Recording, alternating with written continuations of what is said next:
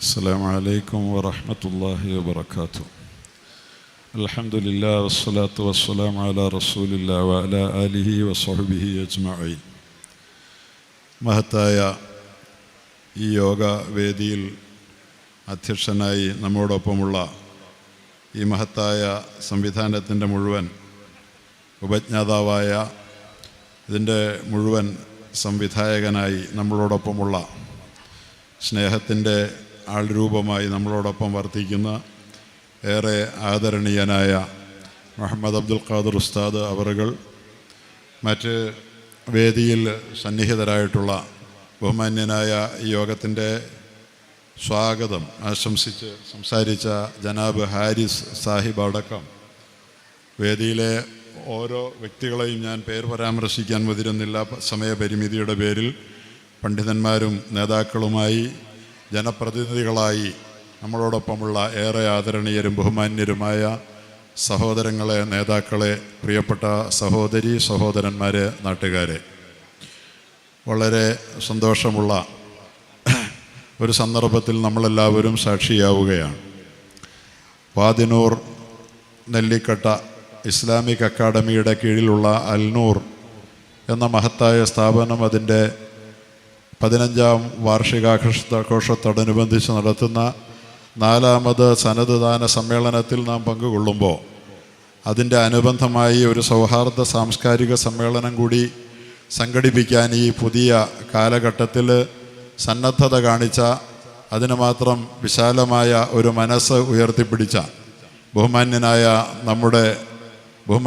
നമ്മുടെ ഉസ്താദിനെ ഞാൻ അഭിനന്ദിക്കാൻ ആഗ്രഹിക്കുകയാണ്. സൗഹാർദ്ദമെന്ന് പറയുന്നത് ആരുടെയും ഒരു ഔദാര്യമല്ല, മനുഷ്യത്വത്തിൻ്റെ നേർപ്രകാശനമാണ് എന്ന് നമ്മൾ ഓരോരുത്തരും തിരിച്ചറിയേണ്ടതുണ്ട്.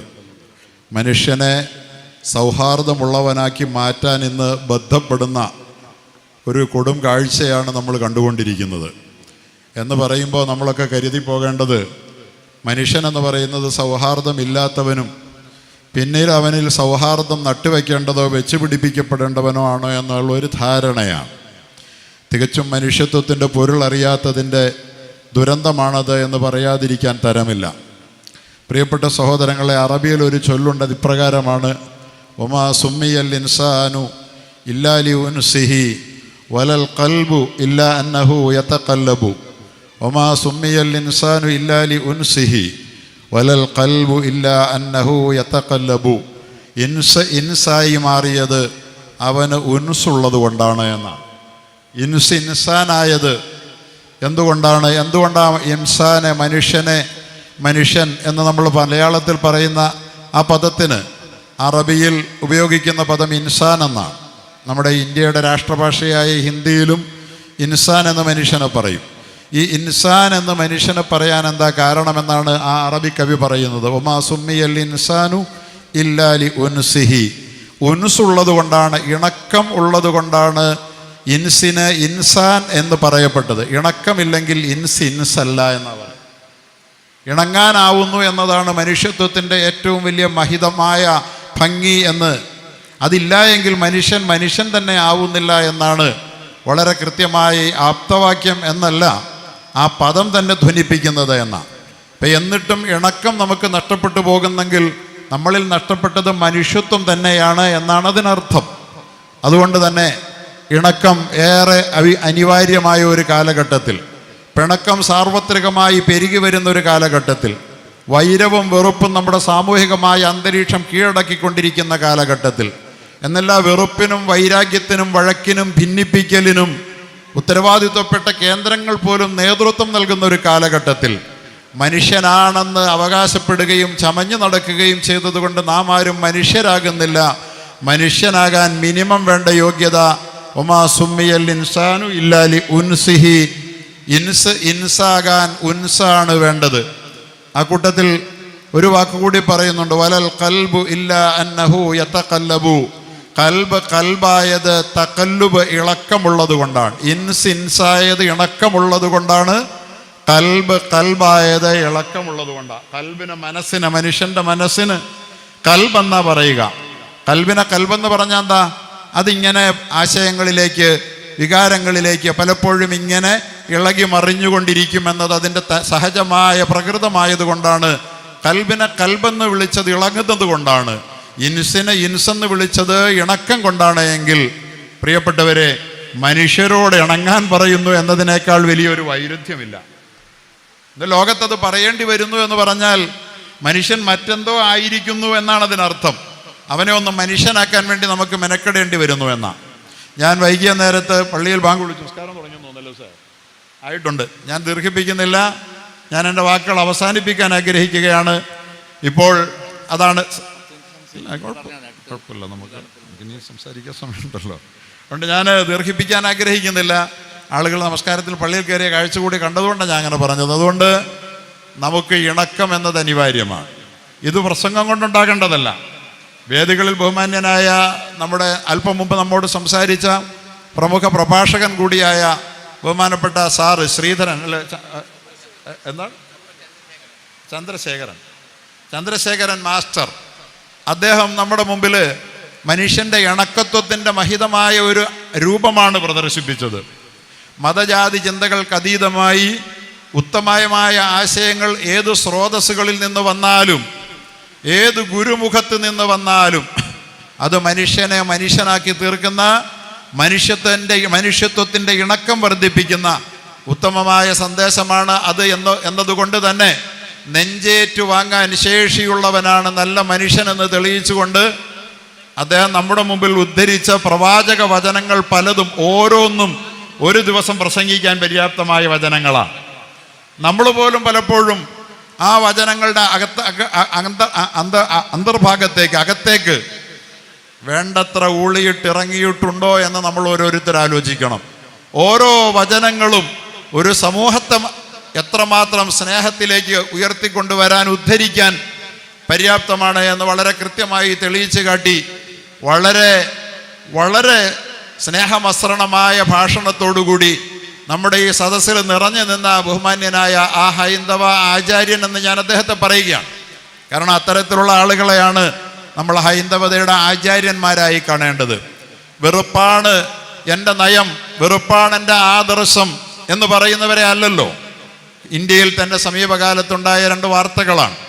പ്രമുഖമായ 2 സംസ്ഥാനങ്ങളിൽ ജനാധിപത്യപരമായി നടന്ന തെരഞ്ഞെടുപ്പിൽ തെരഞ്ഞെടുക്കപ്പെട്ട് അധികാരത്തിലേക്ക് കയറി വന്ന 2 മുഖ്യമന്ത്രിമാർ ഈ ഇന്ത്യയിൽ, ജനാധിപത്യ ഇന്ത്യയിൽ എല്ലാ വിഭാഗം ജനങ്ങൾക്കും ഒരുപോലെ നീതി നൽകണമെന്ന് അനുശാസിക്കുന്ന ഭരണഘടന തൊട്ട് സത്യപ്രതിജ്ഞ ചെയ്ത് അധികാരത്തിലേക്ക് കയറിയെത്തിയ ആ 2 മുഖ്യമന്ത്രിമാർ ഞങ്ങൾ ഭരിക്കുന്നത് ഹിന്ദുക്കൾക്ക് വേണ്ടിയാണെന്ന് പറഞ്ഞ വാർത്ത കേട്ട് നമ്മുടെ ഭാരതം ഞെട്ടി നിൽക്കുന്ന ഒരു കാലമാണ്.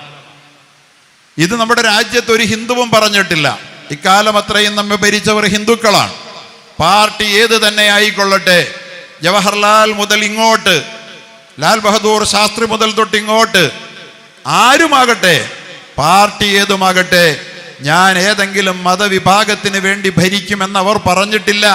എന്നിരിക്കെ ഒരു സംസ്ഥാനത്തിൻ്റെ പരമാധികാരിയായി വിരാജിക്കുന്ന മുഖ്യമന്ത്രി പദത്തിൽ സത്യപ്രതിജ്ഞ ചെയ്ത് ഭരണഘടന തൊട്ട് സത്യപ്രതിജ്ഞ ചെയ്യുന്ന ഒരു മുഖ്യമന്ത്രി ഞാൻ ഹിന്ദുവിന് വേണ്ടി മാത്രമാണ് ഭരിക്കുന്നതെന്ന് പറയുന്ന വിഭാഗീയത നമ്മുടെ നാട്ടിലുണ്ടാകുമ്പോൾ അവരാണ് ഹിന്ദു എന്ന് നാം തെറ്റിദ്ധരിക്കാതിരിക്കുക എന്ന് മാത്രമേ ഞാൻ പറയുന്നുള്ളൂ. ഹിന്ദുവിനെ തെറ്റിദ്ധരിക്കരുതെന്നല്ല ഞാൻ പറയുന്നത്. ഹിന്ദുവിനെ തെറ്റിദ്ധരിക്കേണ്ടതില്ല നമുക്ക്.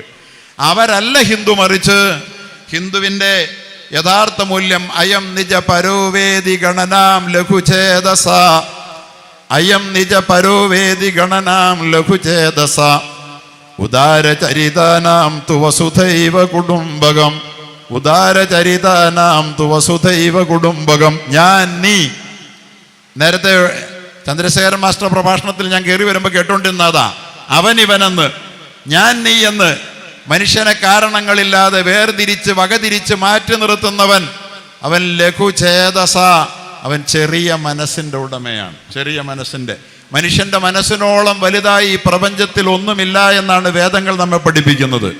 മനുഷ്യൻ്റെ മനസ്സാണ് ഈ ലോകത്ത് ഏറ്റവും വലുത്. അതുകൊണ്ടാണ് ലോകത്ത് മനുഷ്യൻ വലുതായത്. നമ്മൾ ഇത്തരം സമ്മേളനങ്ങളിൽ നാം ഉൾക്കൊള്ളേണ്ടുന്ന ആശയം അതാ. നമ്മൾ വലുതാകുന്നത് നമ്മുടെ ബോഡിയുടെ വലിപ്പം കൊണ്ടല്ല. ഒരുപക്ഷെ ഈ വേദിയിലിരിക്കുന്ന പല ആളുകളും ഒരു ശരാശരി 5.5-6 അടി വലിപ്പത്തിൽ ഉള്ള ആളുകളാണ്. പക്ഷേ ഓരോരുത്തരും അവരുടെ കർമ്മങ്ങൾ കൊണ്ട് ലോകത്തിൻ്റെ മനസ്സുകളിൽ പ്രിയങ്കര പദവി നേടിയവരാ. പല കാരണങ്ങളാൽ അവരുടെ ബോഡിയുടെ വലിപ്പമല്ല യഥാർത്ഥത്തിൽ അവരെ വലുതാക്കിയത്, അവരുടെ മനസ്സിൻ്റെ വലിപ്പമാണ് എന്ന് നമ്മൾ അറിയണം. മനസ്സിൻ്റെ വലിപ്പം എന്ന് പറയുന്നത് അത് എത്രയ്ക്കുണ്ടെന്നറിയുമോ? അത് ആകാശ സീമകളെ കടന്നു ചെല്ലുന്ന വലിപ്പമാണ്. ഭൂമിയുടെ അതിരുകളിൽ ഒതുങ്ങാത്ത വലിപ്പമാണ് മനുഷ്യൻ്റെ മനസ്സിൻ്റെത്. അത് വളരെ കൃത്യമായി വേദങ്ങൾ നമ്മളെ പഠിപ്പിക്കുമ്പോൾ ആ വേദങ്ങളെ മറന്നുകൊണ്ട് ഞാൻ ഏതെങ്കിലും ഒരു പ്രത്യേക വിഭാഗത്തിന് വേണ്ടിയാണ് ഭരിക്കുന്നതെന്ന് പറയുന്ന ഒരാളെ ഹിന്ദുവാണ് എന്ന് നാം ധരിക്കുന്നതാണ് പാപം. അത് ഹിന്ദുക്കളോട് നാം ചെയ്യുന്ന പാപമാണ്. കാരണം അയം നിജ പരോവേദി ഗണന ലഘുചേതസ, ഞാൻ നീ എന്ന് മനുഷ്യരെ വ്യത്യസ്തതയോടുകൂടി അന്യം കൽപ്പിച്ച് കാണുന്നവൻ അവൻ ചെറിയ മനസ്സിൻ്റെ ഉടമയാണെന്ന് പറഞ്ഞാൽ അതൊരു ചെറിയ പ്രസ്താവമാണെന്ന് തോന്നിപ്പോകും. മനുഷ്യൻ ഒരിക്കലും ചെറിയ മനസ്സിൻ്റെ ഉടമയല്ല. മനുഷ്യൻ്റെ മനസ്സ് വാനോളം ഉയരുന്ന മനസ്സാണ്. അല്ല, വാനത്തെയും കീഴ്പ്പെടുത്തിക്കൊണ്ട് സപ്താകാശങ്ങളുടെയും അപ്പുറത്തേക്ക് കടന്നു പോകുന്ന ആകാശ ചില്ലകളിലേക്ക് ചിറകുപെരുത്തി നിൽക്കുന്ന അത്ഭുതകരമായ ഒരു മനസ്സിൻ്റെ ഉടമയാ മനുഷ്യൻ. മനസ്സുകൊണ്ടാണ് മനുഷ്യൻ വലുതാകുന്നത്. മനസ്സും വചസ്സും ഈ ഭൂമിയിൽ ഒതുങ്ങാത്തതാണ് എന്ന് ആരാ പറയുന്നത്? തൈത്തിരീയ ഉപനിഷത്തിൽ നമുക്ക് കാണാം. യഥോ വാചോ നിവർത്തന്തേ അപ്രാപ്യ മനസാ സഹ. യഥോ വാചോ നിവർത്തന്തേ അപ്രാപ്യ മനസാ സഹ. വാക്കുകളും മനസ്സും എത്തിപ്പിടിക്കാനാവാതെ വഴിമുട്ടിപ്പോയി തിരിച്ചു വരുന്നത് എവിടെയാണോ അതാണ് ഈ പ്രപഞ്ചത്തിന്റെ മഹാശക്തി ബ്രഹ്മം എന്ന് പറയുന്നു. മനസ്സും വചസ്സും അത് ഈ ലോകത്തൊതുങ്ങാതെ ഏതോ ഒരു പരാശക്തിയെ സ്പർശിക്കാൻ വേണ്ടിയിട്ട് ഉയർന്നു പറക്കുന്നുണ്ട് എന്നാണ് വേദം നമ്മെ പഠിപ്പിക്കുന്നത്, അല്ലേ? ഇവിടെ നിൽക്കുന്ന നമ്മുടെ മനസ്സ് ഇപ്പോൾ സഞ്ചരിക്കുന്നത് വാഷിങ്ടണിലായിരിക്കും ചിലരുടേത്, വേറെ ചിലരുടെ പാരീസിലായിരിക്കും, വേറെ ചിലരുടെ ഷാർജയിലായിരിക്കും, വേറെ ചിലരുടെ റാസൽ കൈമയിലായിരിക്കും, വേറെ ചിലരുടെ ഇപ്പോൾ സൂര്യനിലായിരിക്കും, വേറെ സൗരയൂഥങ്ങൾക്കപ്പുറത്തായിരിക്കും, വേറെ ചിലരുടെ മനസ്സ് ഗാലക്സികൾക്കപ്പുറത്തേക്ക് പറക്കുന്നു. അഥവാ മനുഷ്യന്റെ മനസ്സ് ഈ ഭൂമിയിൽ ഒതുങ്ങാത്ത ഈ പ്രപഞ്ചത്തിന്റെ മുഴുവൻ സംവിധായകന്റെ അരികിലേക്ക് ഉയർന്നു പറക്കാൻ ശേഷിയുള്ള ഒരു വലിയ മനസ്സാണ് പടച്ച തമ്പുരാൻ, ഈ പ്രപഞ്ചത്തിന്റെ സൃഷ്ടാവ് ഓരോ മനുഷ്യനും നൽകിയ ഏറ്റവും വലിയ സമ്മാനം. ആ സമ്മാനം കയ്യിൽ കൊണ്ടു നടക്കാൻ ശേഷിയുള്ള ഒരു മനുഷ്യൻ തൻ്റെ സഹജീവികളെ അവനിവൻ ഞാൻ നീ എന്ന അന്യമായി കാണില്ല. കണ്ടവൻ അവൻ്റെ മനസ്സ് ചെറുതാണ്, കുട്ടി മനസ്സാണ് എന്ന് വേണമെങ്കിൽ പറയാം, അതുപോലും പറയാൻ കഴിയില്ല. എന്ന് പറഞ്ഞാൽ ഒരു തരം ഓട്ടിസം പിടിച്ചുപോയി അവർക്കെന്നാ അതിൻ്റെ അർത്ഥം. അതിനിപ്പോൾ എന്ത് ചെയ്യാൻ പറ്റും? ചികിത്സയാണ് വേണ്ടത്. അത് ഹിന്ദു ആയതിൻ്റെ കുഴപ്പമല്ലത്, അത് മുസ്ലിം ആയതിൻ്റെ കുഴപ്പമല്ലത്, ക്രിസ്ത്യാനി ആയതിൻ്റെ കുഴപ്പമല്ല. ലോകത്തോളം വലുതാകേണ്ട ആകാശ സീമകൾക്കപ്പുറത്തേക്ക് ഓരോ ദിവസവും ഉയർന്നു പറക്കുന്ന അത്ഭുതകരമായ ഉയർച്ചാശേഷിയുള്ള മഹത്തായ മനുഷ്യന്റെ മനസ്സിനെ വലുതാക്കി നിർത്താൻ നമുക്ക് കഴിയേണ്ടതുണ്ട്. ആ വലിപ്പം കുറഞ്ഞു പോകുന്നത് തൻ്റെ സഹജീവികളെ അന്യനെന്ന് കാണുമ്പോഴാണെന്നാണ്. അത് ഹിന്ദുവിനായാലും ക്രിസ്ത്യാനിക്കായാലും മുസൽമാനായാലും ഇത് തന്നെയാണ് ഇസ്ലാമിൻ്റെ അധ്യാപനം. അത് ഞാൻ പ്രത്യേകം പറയാതെ വേദങ്ങളിൽ നിന്ന് തന്നെ ഉദ്ധരിക്കാൻ കാരണം അങ്ങനെ തന്നെയാണ്. നേരത്തെ പറഞ്ഞല്ലോ, അയം നിജ പരോവേദി ഗണന ലഘു ചേതസ ഉദാരചരിതാനാം തു വസുധൈവ കുടുംബകം. ലോകമേ തറവാട്, ലോകമേ തറവാട്, തനിക്കീ ചെടികളും പുൽകളും പുഴുക്കളും കൂടിത്തൻ കുടുംബക്കാർ. ഗാന്ധിജി ലോകത്തിന്നും ആദരണീയ പദവിയിൽ ഇന്ത്യക്കാരൻ മാത്രമല്ല, ആഫ്രിക്കക്കാരനും യൂറോപ്യനും അമേരിക്കക്കാരൻ പോലും ഈ ലോകത്ത് ജീവിച്ചൊരർത്ഥനഗ്നനായ ഫക്കീറായി വലിയ പളപളപ്പും പത്രാസുമുള്ള വേഷം ധരിക്കാതെ ഈ ലോകത്തിൻ്റെ മുമ്പിൽ നടന്നുപോയ ഒരു ഫക്കീറിനെ ഇന്നും ലോകം ആദരിക്കാൻ കാരണം അവൻ മുസ്ലിം ആയതുകൊണ്ടല്ല, അയാൾ നല്ലൊരു മനുഷ്യനായിരുന്നു എന്നതുകൊണ്ടാണ്.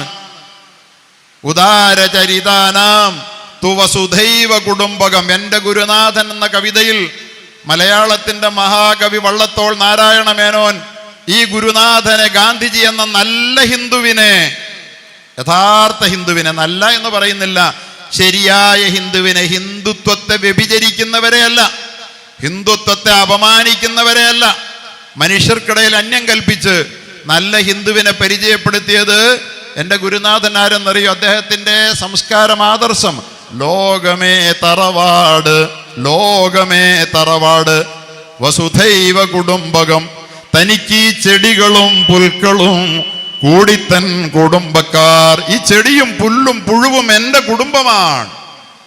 ഇത് എല്ലാ മനുഷ്യരും പറഞ്ഞതാണ്. ഇത് നമുക്കായില്ലെങ്കിൽ ഏത് മതം കൊണ്ട് നടന്നിട്ടും കാര്യമില്ല. ഒരു മതവും കൊണ്ട് മനുഷ്യൻ പോലും ആകുന്നില്ല എന്ന തിരിച്ചറിവ് നമുക്കുണ്ടാകാനാണ് ഇത്തരം സന്ദേശങ്ങൾ നമ്മളിവിടെ കൈമാറുന്നത്. മഹാനായ പ്രവാചകൻ പറഞ്ഞ വാക്ക് കേൾക്കണോ? ഇത് വേദത്തിൻ്റെത് മാത്രമല്ലേ നിങ്ങൾക്ക് തോന്നാം. പ്രവാചകൻ പറഞ്ഞ അൽ ഖൽഖു ഇയാലുല്ലാഹ് വസുധൈവ കുടുംബകം. അതിന് സംസ്കൃതത്തിൽ പരിഭാഷ പറഞ്ഞാൽ അതിൻ്റെ അർത്ഥം എന്തെന്നറിയോ? വസുധൈവ കുടുംബകം. അൽ ഖൽഖു ഇയാലുല്ലാഹ്, സൃഷ്ടികളെല്ലാം അള്ളാഹുവിൻ്റെ കുടുംബമാ. മുഴുവൻ പടപ്പുകളും അള്ളാഹുവിൻ്റെ കുടുംബമാ.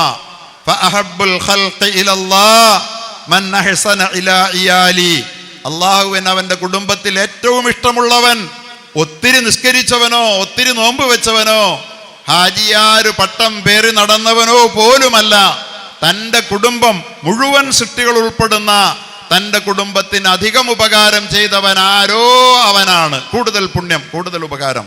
അതുകൊണ്ടല്ലേ പ്രളയങ്ങളുണ്ടാകുമ്പോൾ വയനാടാകട്ടെ എവിടെയാകട്ടെ വീടുകൾ പണിത് കൊടുക്കുമ്പോൾ, ഇവിടെ ബഹുമാനപ്പെട്ട ഉസ്താദ് പറഞ്ഞു കുറച്ച് വീടുകൾ പണിത് കൊടുത്തപ്പോൾ 2 നമ്മുടെ ഹൈന്ദവ സഹോദരങ്ങൾക്കാണ് കൊടുത്തതെന്ന്. അങ്ങനെയാണ് നമ്മൾ ചെയ്യുക, കൊടുക്കാൻ പോകുന്നു. ജമിയത്തുൽ ഉലമായ ഹിന്ദ് ഞങ്ങൾ ഒരു 10-40 വീട് അവിടെ പ്രളയം ഉണ്ടായെടുത്ത് പണിതു. 5 വീടുകൾ നമ്മുടെ ഹൈന്ദവ സഹോദരങ്ങൾക്കാണ് അന്ന് കൊടുത്ത. അന്നിതിപ്പോൾ ആരെയും ബോധ്യപ്പെടുത്താനൊന്നുമല്ല, ഒരു 10 കൊല്ലം മുമ്പ്. നമ്മളൊക്കെ ചെയ്യുന്നത് അങ്ങനെയാ. കാരണം ദൈവത്തിൻ്റെ സൃഷ്ടികളായ മനുഷ്യരുടെ പ്രയാസങ്ങൾ തീർക്കാൻ അവൻ എൻ്റെ കുടുംബമാണെന്ന് കാണാൻ കഴിയുന്നവനെ നല്ല മനുഷ്യനാകുന്നുള്ളൂ. പിന്നെ വേണ്ടേ അവൻ നല്ല മതസ്ഥനാകാൻ. അതുകൊണ്ട് ഈ മതത്തെ ഭിന്നിപ്പിക്കുന്ന, മതത്തിൻ്റെ പ്രത്യയശാസ്ത്രങ്ങൾ പ്രചരിപ്പിക്കുന്നവർ മതസ്ഥരല്ലെന്നതോ പോകട്ടെ, അവർ മനുഷ്യർ പോലുമല്ല എന്ന യാഥാർത്ഥ്യത്തെ മതവിശ്വാസികൾക്ക് ഉൾക്കൊള്ളാൻ